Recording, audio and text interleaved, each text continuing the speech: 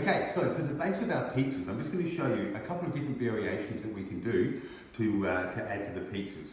So the first thing is our tomato base.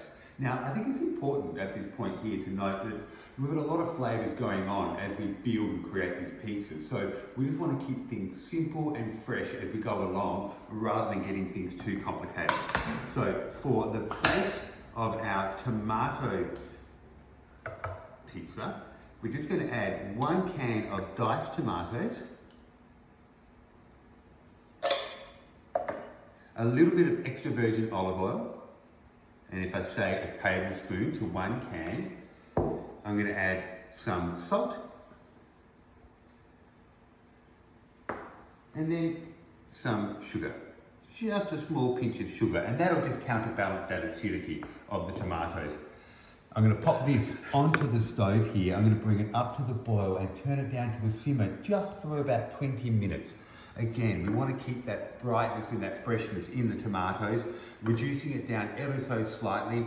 And once it's cool, I'm just going to process that with a food processor just to blend it up so it's nice and smooth and cool it down and ready for the pizzas. So that's the tomato base.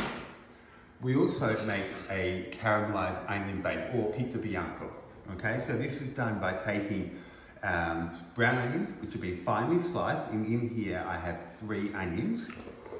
And it's always important to start with a few more onions at the start because they will cook down and reduce. I'm going to add to this a little bit of extra virgin olive oil again. So I've probably got about 2 tablespoons of extra virgin olive oil in there. I'm going to take a good pinch of salt into there. And then to that, I'm just going to add a little bit of water, okay? And I reckon I'm going to add about 3 tablespoons of water. And the purpose of adding the water in here is to slow that cooking process down. Now, these will take about half an hour to cook, and over that time, we'll bring out the beautiful sweetness of the onions.